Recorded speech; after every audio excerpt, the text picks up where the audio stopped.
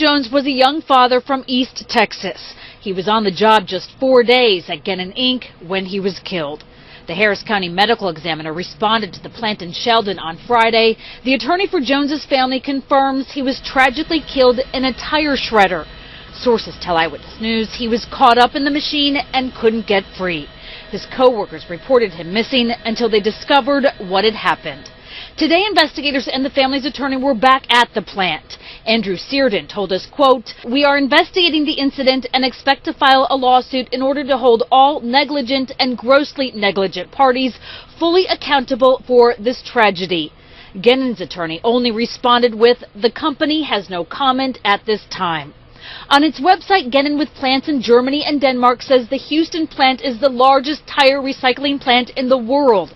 It opened in 2014 and, according to online OSHA records, has never had an accident before this one. Jones, just 26 years old, leaves behind a grieving family, which includes a precious 3-year-old daughter. In Northeast YouTube, what's going on? Trey back again, hit you with a video.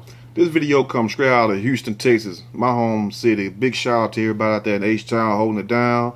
Partner Willie D, Brad Jordan, Scarface, JP, even though he don't stay there no more. And that's Prince, by the way. But anyway, we have a sad story coming out of Houston of a guy who basically was at work, just started the job not too long, and ultimately lost his life in the most horrific way, where he got caught up in a tire shredding machine. And for those of you who never worked in one of these mills or these big old places where you have either thing from chopping up wood to like a paper mill where I used to work at, or also at Igloo in Houston, where you have these machines that does all kind of plastering and casing these containers to make your coolers or whatnot.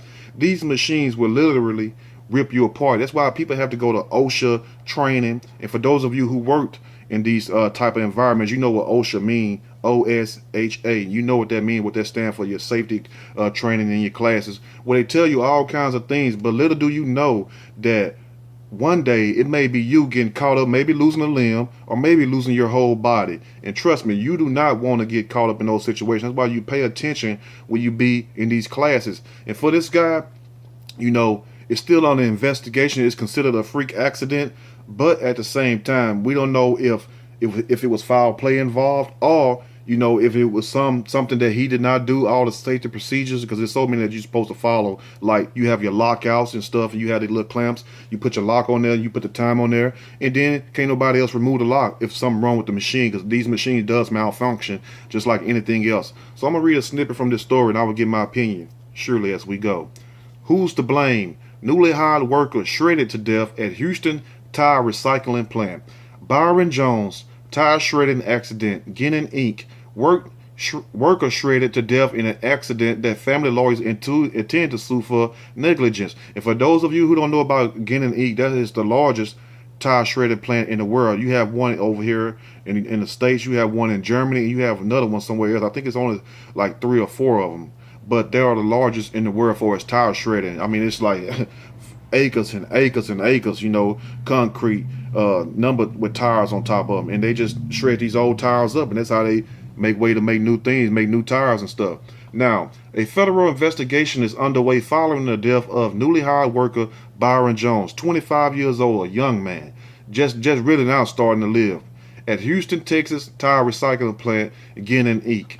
A report via KTRK TV told of the 4-day new hire, 4 days he was there, new hire accidentally getting caught in a machine at the Sheldon Harris County recycling plant and unable to get free.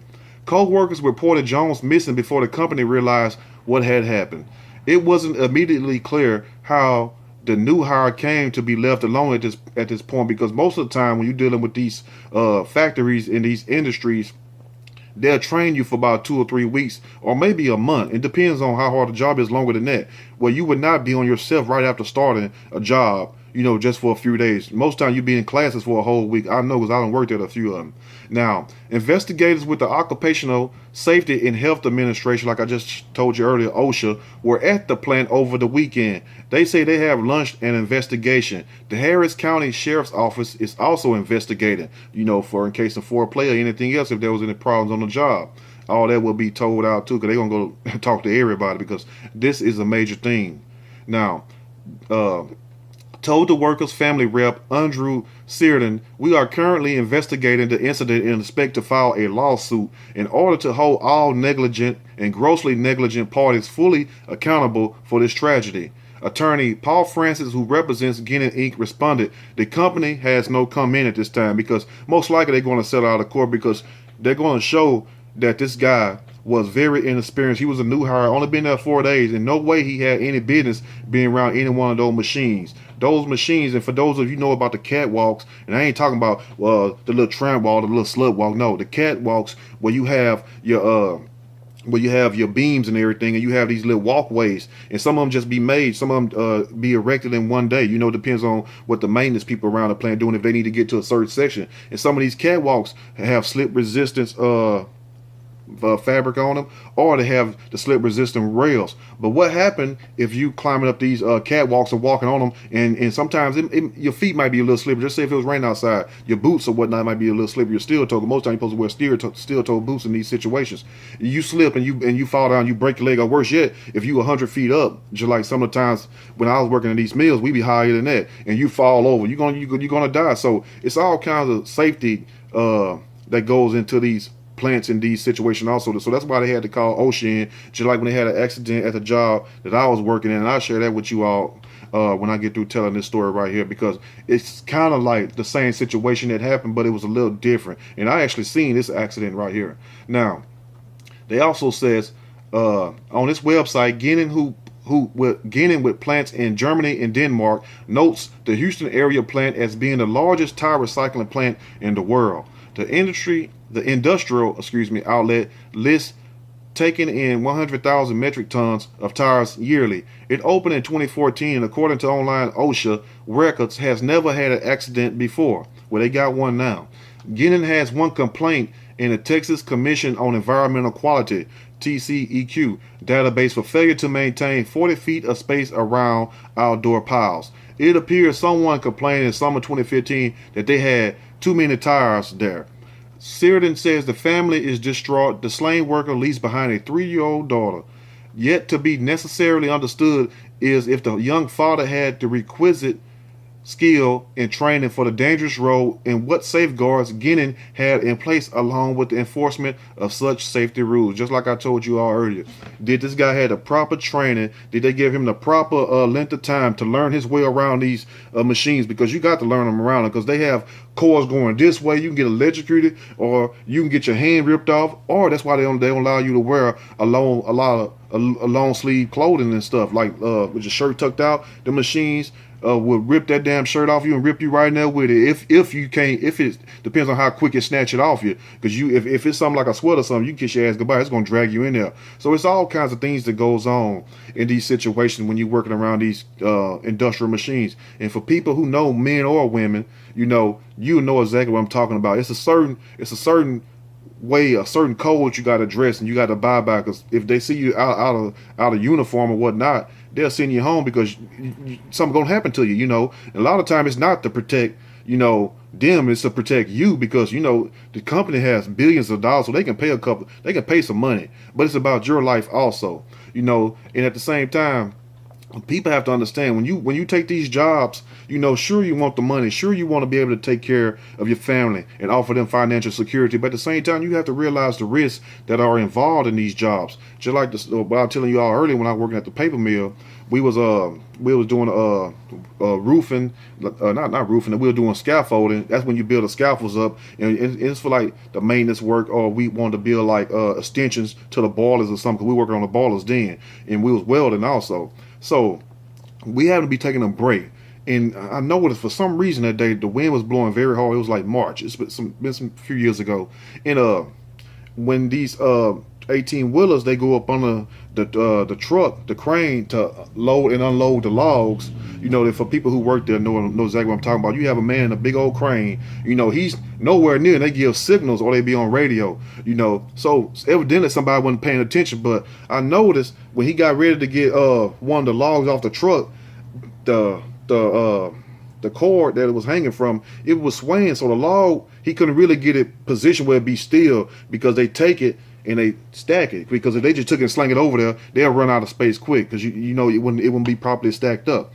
So the damn log started turning all kinds of ways, and the guy made the fatal mistake. He got out his 18-wheeler. He wasn't supposed to get out of his truck, and they tell you within this zone they have a white line, not a white line, excuse me, they have a yellow line and they have a red line. That stands for your dead zone.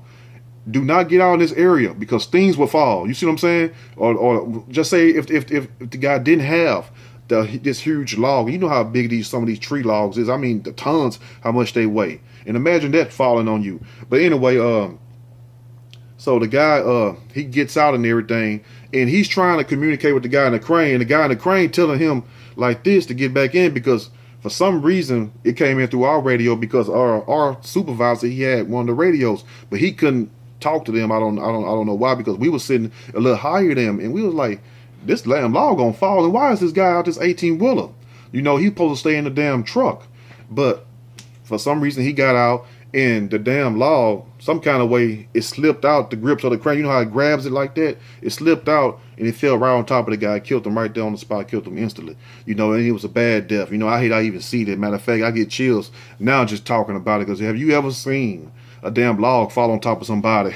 It's not a pretty sight. So, matter of fact, they shut the plant down for a few days after that also, but we still had to go to work. You know, I'm not trying to make a joke out of it, but it's a sad situation. So what I'm saying, if this guy in the 18-wheeler would have followed the safety procedure, stayed in his vehicle, and when the went inside that red zone where these cranes picking these big ass logs up, because even if like I was saying, even if the crane didn't have the log on it, and just the hook itself it's like what, 2 tons, 3 tons. So you're looking at thousands of pounds just that right there. Imagine that following you. That'll do the damage. So imagine that with a big log. So it was pretty much over with. And they shut the plant down and everything. The guy lost his life. It was all on TV. So I just wanted to share that with you all. When you're working at these jobs, and for those of you who still working at these type of jobs, you know, even the job I do, you have to follow safety procedures, because you get killed instantly. Let me know what you all think about this video. And also, if you want to share some of your work-related incidences or occurrences, things that happen at your job with the people, and let people know that, look, it's good you want to have money. It's good you want to work and take care of yourself. Or, you know, you don't like the job you at. But trust me, you better be careful every time you go to these jobs. It don't matter what job you go to, but especially these industrial jobs where you're dealing with heavy machinery, because these machines will rip you and debone you as quick as quick as you can say I. Let me know what you all think. If you like the video, push that like button. If you like, subscribe. Till next time, be cautious, be vigilant, stay woke. You know, I'm out.